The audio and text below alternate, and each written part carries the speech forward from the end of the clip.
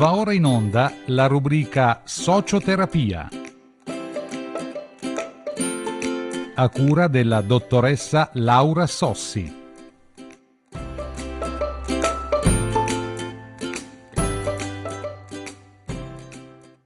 Cari tutti, buongiorno. Sono Laura Sossi, socioterapeuta, mediatore familiare. L'ultima volta che abbiamo avuto un incontro si è proposto l'idea di parlare dell'ansia. Quindi oggi affronteremo il tema dell'ansia, il disagio, questo disagio che purtroppo attanaglia molto spesso le persone in varie situazioni, in vari momenti della loro vita. Intanto iniziamo a dire la differenza fra la paura e l'ansia. La paura è un'emozione che noi proviamo nel momento che vediamo qualcosa di tangibile, tipo vedo un leone, ho paura. L'ansia è la percezione di un pericolo incombente, che a volte non riusciamo neanche noi a decifrare quale sia questo pericolo incombente. Nel contempo proviamo dei disagi tipo nodo alla gola, tachicardia, pensieri di angosce, non motivate dal vivere quotidiano del momento, e quindi è un'emozione che ci crea dei disequilibri e quindi di conseguenza non riusciamo a vivere serenamente. Molte volte ci diciamo: ma perché, come mai, cosa succede, non è successo nulla, va tutto bene. E siccome noi abbiamo il nostro corpo e la nostra mente sono uniti olisticamente, questo si sa, è già accordato da tanto tempo. Quindi a volte abbiamo queste emozioni, questi disagi che proviamo dovuti a cose che non, o a situazioni che anche non sono avvenute in questo momento qui e ora o 10 minuti fa, ma sono il risultato di emozioni pregresse, di problemi pregressi, tanto che ci possono essere vari motivi. L'ansia inizia in modo, diciamo, provocata da poliedrici motivi. Non so, può essere l'ansia da prestazione, dobbiamo andare a un colloquio di lavoro, quindi incominciamo ad avere le mani sudate, ad avere questo nodo alla gola, tachicardia, e questo da un lato può essere accettabile, nel senso che possiamo avere il pensiero speriamo vada bene, speriamo io sia preparato. Dall'altro però dobbiamo sempre cercare di equilibrare questo momento di disagio pensando che va bene, io so quello che so, mi presento per come sono, spero di poter andare bene. Ciò non toglie che se per caso qualcosa non dovesse essere conforme alle aspettative di chi mi ha convocato, non significa che in toto io non valga, significa che magari in base al mio vissuto, in base alla mia esperienza, ho determinate conoscenze che magari non sono sufficienti. Però anche in questo caso comunque l'ansia è da razionalizzare, nel senso di dirci: perché ho questa sensazione? Bene, ho questa sensazione perché ho la paura che vada male, ho paura di non essere accettato.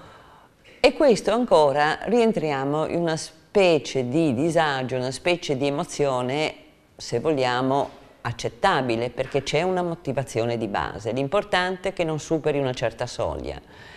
Questa soglia è data proprio nel momento in cui mettiamo in discussione non solo il perché succede questo incontro e quindi il perché provo questo disagio, ma mette in discussione anche tutta la nostra persona, cioè noi affettivamente riversiamo su questo momento di disagio tutto il nostro costruito, la nostra vita. Quindi non vuol dire che se in un posto di lavoro non sono disposti, non andiamo bene in sostanza, oppure non abbiamo i requisiti necessari, non vuol dire che noi come persone non valliamo, semplicemente magari non abbiamo le conoscenze adeguate.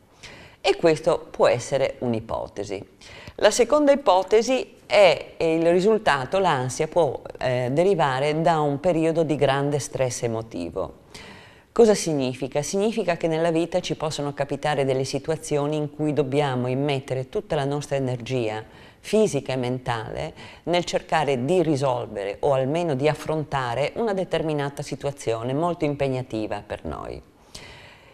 In quel periodo, in quel tratto di tempo in cui noi affrontiamo questo determinato problema, questa determinata situazione, le nostre energie sono tutte volte al risolvere, all'affrontare, a mantenere un determinato equilibrio per reggere una determinata situazione. A volte non vi capiterà di sentire oppure di aver pensato come ce la fa quella persona a essere così in apparenza tranquilla mentre affronta questo, quello o l'altro. Finito il momento di grande stress emotivo che comporta l'affrontare questa determinata situazione oppure a reggere un determinato evento, nel momento in cui la persona si rilassa, perché è passato, l'ha risolto, anche se non l'ha risolto, l'ha superato, può essere che in quel momento incominciano degli attacchi di ansia o uno stato d'ansia. Chiaramente la persona si chiede come mai, se prima, mentre affrontavo tutte le problematiche, mentre correvo, mentre ero intenta, tutta la mia energia era volta al risolvimento oppure all'affrontare una determinata situazione, non avevo questi sensi, questo disagio. E come mai adesso ce l'ho? Come mai mi viene l'ansia? Come mai mi viene il nodo alla gola? Come mai a volte ho tachicardia? Semplicemente noi dobbiamo renderci conto che appunto il nostro corpo e la nostra mente è un tutt'uno olistico, quindi nel momento in cui non è più necessario il nostro pensiero, la nostra energia volta al risolvimento, all'affrontare una determinata situazione, rilassandosi sia la mente che il corpo, praticamente espelle quell'ansia che precedentemente comunque noi avevamo interiorizzato, perché una situazione difficile, una cosa improvvisa, un dolore, uno stress emotivo forte, chiaramente nella normalità ci comporta un senso d'ansia, no? Però in quel momento noi dovevamo unire le nostre forze, le nostre energie ad affrontare la situazione. Quello che viene dopo è solo un espellere tutta l'ansia, tutta la tensione che abbiamo accumulato interiormente e che in qualche modo deve uscire. Anzi, io direi è bene che esca, è bene che questo avvenga, perché se questo non avvenisse, a lungo andare questa ansia repressa, questa tensione mantenuta a livello interiore, a livello interno, potrebbe provocare anche delle malattie più serie. Quindi non preoccupiamoci se dopo un periodo di questo tipo avvertiamo questi sensi di ansia, questo disagio, questa tensione a volte anche immotivata appunto nel nostro quotidiano, dicendoci ma perché tutto sommato adesso va tutto bene. Accettiamo che questo avvenga, accettiamo e pensiamo, rendiamoci conto che deve uscire. Avverrà un giorno in cui questo lentamente si dissolverà e finirà. Vorrà dire che avremo espulso tutto quello che era necessario espellere. Vi consiglio, qualora dovesse avvenire un evento di questo tipo, di prendervi delle goccine di valeriana, che tutto sommato non sono né farmaci chimici, sono delle cose naturali che può aiutarci, scusate, nel percorrere questo percorso inevitabile e io direi malgrado il disagio positivo, perché il nostro corpo espelle quello che di nocivo potremmo avere interiormente, aver accumulato, scusate. Un altro punto è l'ansia derivata da un rapporto familiare, amoroso, amicale, che non ci permette di esprimere molte volte dei nostri disagi, dei nostri punti di vista, dei nostri modi di vedere e ci fa accettare magari un comportamento, un modo di essere, un'opinione, un'impostazione di vita, sempre dal punto di vista amoroso, familiare o amicale, con il quale noi non siamo d'accordo, ma a volte per quieto vivere diciamo vabbè, lasciamo perdere e andiamo avanti.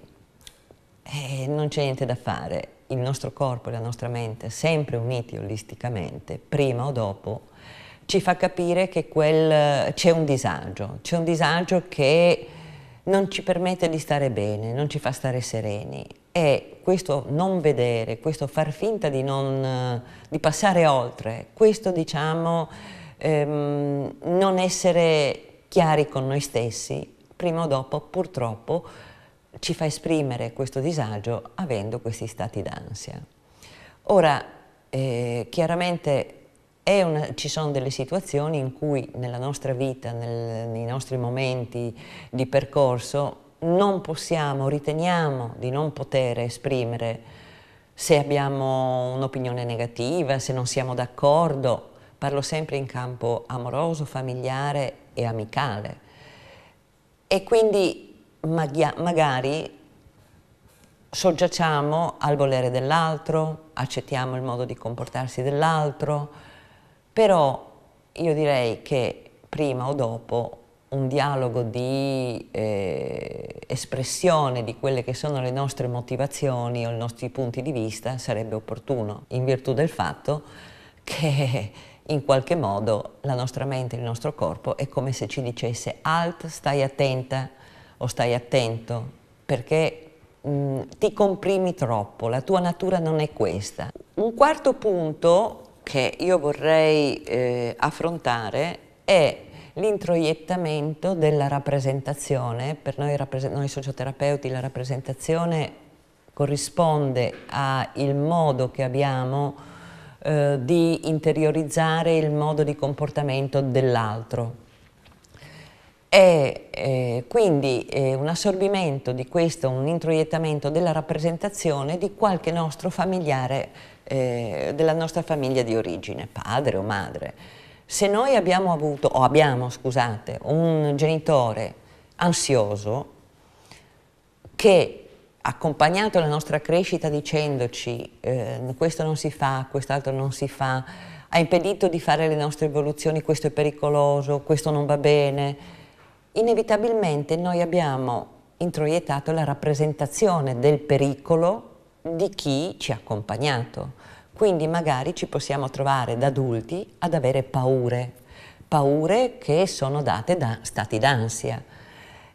A volte uno dice, sa, nella mia famiglia geneticamente, caratterialmente, noi siamo degli ansiosi. Quando io sento questo mi suona sempre un campanello d'allarme, no? Nel chiedere ma chi è ansioso nella sua famiglia?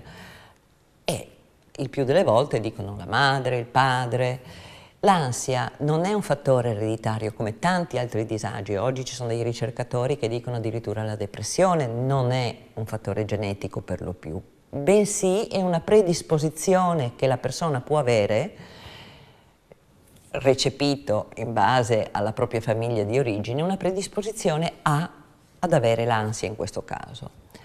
Allora, noi cresciamo, mentre biologicamente ci formiamo e continuiamo la nostra crescita, da un lato ci diciamo ma perché ho quest'ansia, dall'altro abbiamo queste nostre rappresentazioni collegate affettivamente che ci fanno dire no, io ho paura di questo, io ho paura dell'altro. E faccio un esempio, una ragazza tempo fa mi ha detto sai, io sono terrorizzata dai cani, ho talmente tanta paura che se per la strada vedo un cane anche piccolo cambio strada. E questo mi dispiace perché io vorrei avere un animale, mi piacciono gli animali, vorrei avere un cane, non capisco perché. Chiaramente io ho chiesto, ma da piccola è stata morsa, ha avuto qualche esperienza traumatica? E lei mi ha risposto no, assolutamente. A quel punto ho detto, ma c'è qualcuno nella sua famiglia che è ansioso, che ha paura, non so, dei cani? E la persona mi ha risposto, sì, sì, c'è mia madre. Mia madre è terrorizzata da tutto. Per esempio, noi fratelli non ci faceva andare a sciare, a imparare a sciare, perché ci diceva, vi romperete l'osso del collo. Non ci ha insegnato ad andare in bicicletta, perché diceva, vi romperete una gamba, e così via. Quindi questo mi ha fatto capire che nella signorina, nella ragazza, è avvenuto un fatto che noi socioterapeuti chiamiamo fungibilità. Cioè lei ha fatto sue, in parole semplici, lei ha fatto sue le paure di sua madre e quindi le ha introiettate come se fossero dei dati di fatto di sua appartenenza. Da qui passare ai sensi di colpa come forma di controllo delle persone ansiose su i figli, mariti, mogli, parenti, amici è breve. Quindi il prossimo incontro parleremo dei sensi di colpa, però non prossimo, bensì fra due, perché io, essendo mediatore familiare, voglio anche la prossima volta parlarvi su un altro tema, cioè la nascita e la crescita e l'evoluzione della coppia. I vari passaggi che, se non letti adeguatamente, portano a dei conflitti all'interno del rapporto fra compagno o marito e moglie o compagno e compagna. Quando le rappresentazioni di uno dell'altro non sono adeguate con il leggere quello che è la realtà dell'altro, o quando le nostre aspettative sono idealistiche rispetto a quella che è la realtà dell'altro, allora possono insorgere dei disagi di coppia, e la coppia ha una sua nascita, evoluzione e crescita. Quindi la volta successiva parleremo del rapporto di coppia e fra due incontri riprenderemo il discorso dell'ansia e del senso di colpa. Vi ringrazio dell'ascolto e vi auguro una buona giornata. Avete visto ed ascoltato la rubrica Socioterapia, a cura della dottoressa Laura Sossi.